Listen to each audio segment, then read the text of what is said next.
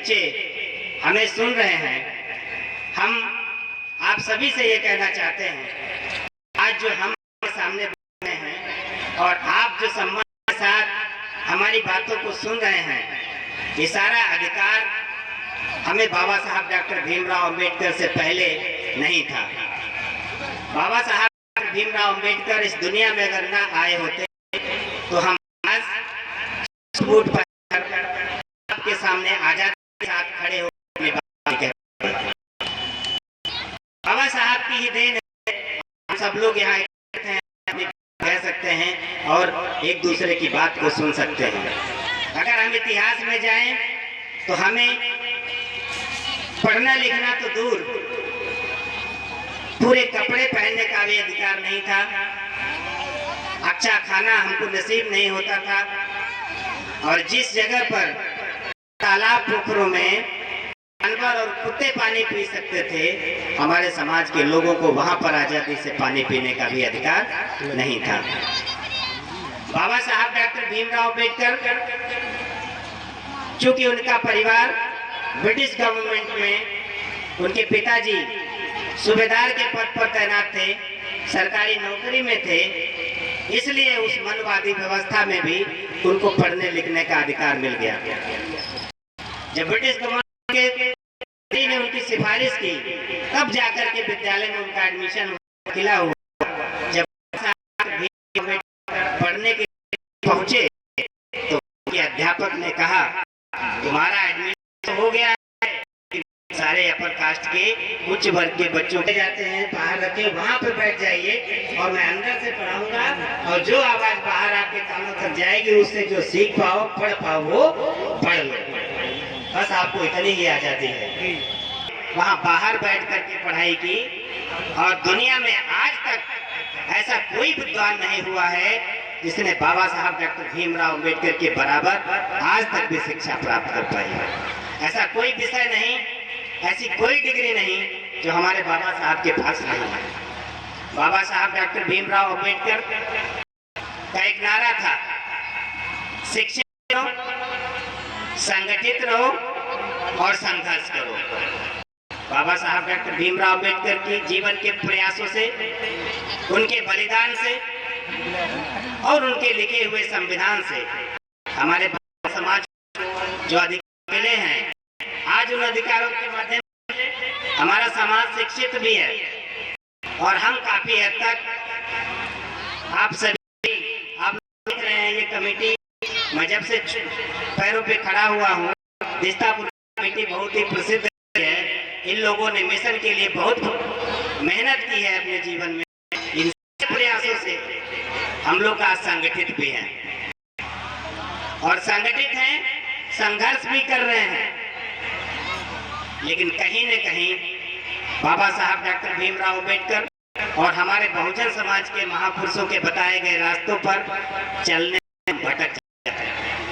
हमारा समाज बुद्ध धर्म की बात करता है, महापुरुषों के सिद्धांतों की बात करता है, लेकिन हम लोग आए दिन, हम अपने सभी आयोजनों में और आए दिन अपने समाज में भी अपने लोगों को ही ऐसी हालत में देखते हैं, कहीं वो दारू पिए होते हैं, शराब पिए होते हैं, या अपने बच्चों को ध्यान न देकर कहीं गलत तरीके से काम करने में होते।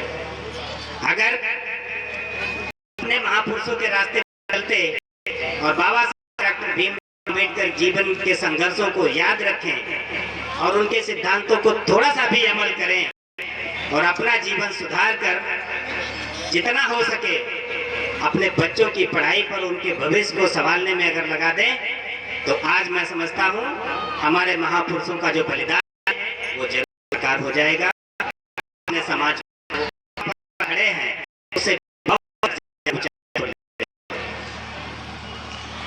माताएं बहनें सामने बैठी हैं, मैं उनका ध्यान अपनी तरफ आकृष्ट करना चाहता हूं, क्योंकि जितना समाज को बनाने में पुरुषों का योगदान होता है, उससे कई गुना ज्यादा हमारी माताओं का योगदान होता है। क्योंकि जब बच्चा जन्म लेता है और जन्म लेने के बाद जब वो बड़ा होने लगता है तो स्कूल जाने से पहले सबसे पहली अगर शिक्षिका, पहला उसका गुरु अगर कोई होता है तो वो माँ होती है।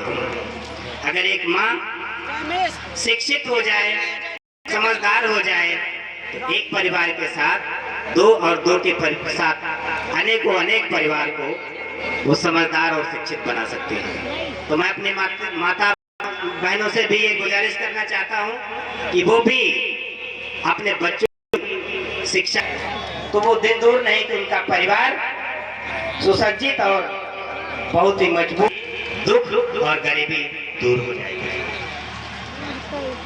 बहुत ज्यादा न कहते हुए मैं बस इतना कहना चाहता हूँ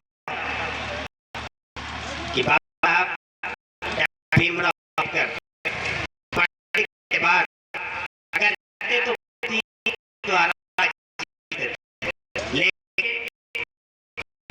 परिवार जो समाज देखे उस दुर्दशा दूर करने के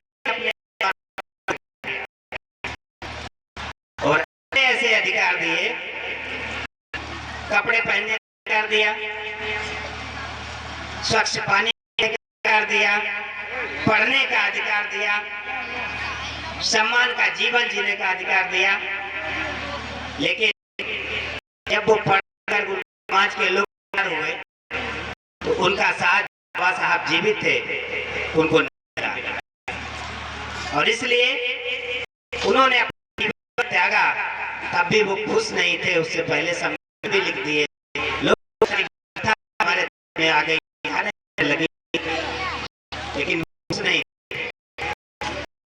आप लोगों में बता कि चाहे जितना गरीब व्यक्ति हो, चाहे अमीर व्यक्ति हो, आप सबसे मैं पूछना चाहता हूँ, एक गरीब और एक अमीर व्यक्ति ऐसी कौन सी चीज उसके पास जो दोनों लोगों में बराबर होती है? मेरी माताएं बहनें बैठी हैं, क्या कोई बता सकता है कि एक गरीब फकीर का बच्चा, उस परिवार का व्यक्ति और एक बहुत अमीर व्यक्ति, कौन सी ऐसी संपत्ति है जो बराबर होती है आज की डेट में? पता है? और वो भी बाबा साहब अम्बेडकर की दी हुई है। क्या है ऐसा आपके पास? वोट का समान अधिकार, चाहे राजा का बेटा हो और चाहे रंक का बेटा हो, हर किसी के पास एक वोट का अधिकार है। किसी भी, चाहे कितना भी धनवान हो, उसके पास 2 या 50 वोटों का अधिकार नहीं है। बाबा साहब डॉक्टर भीमराव अम्बेडकर के प्रयासों से सबको एक वोट का अधिकार मिला है। मैं आप लोगों को बताना चाहता हूँ, 1930, 31 और 32 में सम्मेलन था और वहां पूरे भारत के सभी समाज के नेताओं को अंग्रेजों ने बुलाया था, जो उन्हें देश आजाद करना था। देश आजाद करने से पहले उन्हें यहाँ परिस्थितियों के बारे में, यहाँ सत्ता को चलाने के लिए सुझाव आवश्यकता थी। तो दलित समाज से बाबा साहब डॉक्टर भीमराव अम्बेडकर को बुलाया गया था। अम्बेडकर साहब जब लंदन जा रहे थे, घर से जैसे ही निकले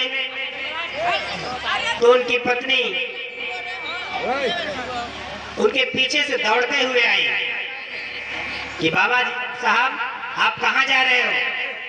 आप कहते थे कि हमारा बेटा सबसे छोटा है, वो हमारा सबसे दुलारा है, वो हमारा नाम रोशन करेगा। आज वो इतना बीमार है कि अगर आप चले गए और वापस लौट के आए तो शायद आपको जीवित ना मिले, वो मरणासन हालत में है। आप मत जाओ, अपने बेटे के पास रहो। तो बाप ने पता है क्या कहा था कि आप सही कह रही हो, मेरा बेटा मरने पर के लिए है, लेकिन आज अगर मैंने एक बेटे की का ध्यान दिया और लंदन न गया, यहाँ लोग लंदन जाए और अकेले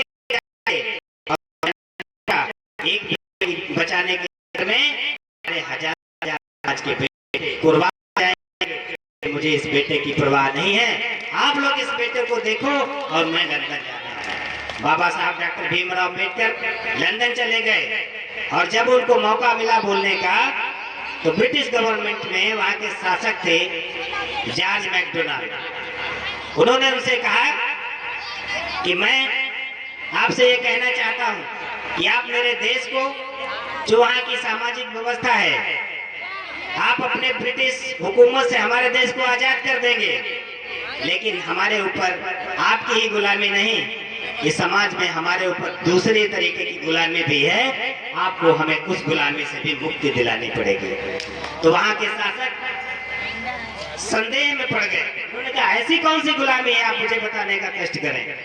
तो बाबा साहब ने कहा एक तो आप ब्रिटिश हुकूमत, उसकी गुलामी, दूसरे हमारी समाज व्यवस्था में ब्राह्मण जो सिस्टम उसमें वर्ग जो समाज है उस पर का शासन है। आप हमें चाहते हैं, हम लोग ऐसा क्या कर सकते हैं जो आपको मिल जाए, आजादी मिल जाए, आप वहां पर देंगे हम लोगों को, तो एक वोट हमको डबल वोट का अधिकार दिया जाना चाहिए। वो डबल वोट क्या, तो लड़ेंगे तो वहां पर हमको एक दूसरे वोट का अधिकार दिया जाए, हम वोट करें, और जो रिजर्व सीटें हैं वहां पर सिर्फ और सिर्फ हमारे समाज के वो लोग वोट करें, वहां पर अपर कास्ट के लोग। तो वहां के जो शासक थे उन्होंने बाबा साहब डॉक्टर भीमराव अम्बेडकर की बात को मान लिया और हमारे समाज को डबल का अधिकार दिया। पर महात्मा गांधी भी उपस्थित थे।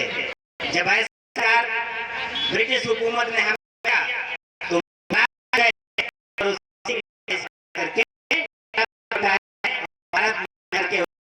आमरण अनशन शुरू कर दिया।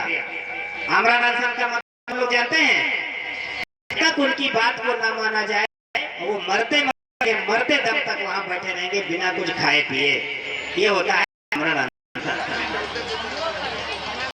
तो बाबा साहब डॉक्टर भीमराव अम्बेडकर ने अपने परिवार का बलिदान, अपने बच्चे का बलिदान देकर जब वो वहां से थे तो उनका छोटा नहीं रहा था, वो मर चुका था।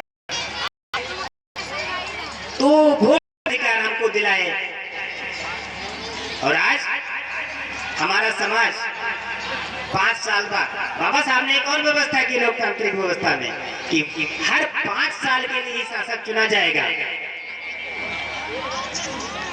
5 साल अगर सरकार सही नहीं चुनी, आपसे चुनने में गलती हो जाए तो 5 साल बाद फिर पूरा अधिकार सरकार शासन से बाहर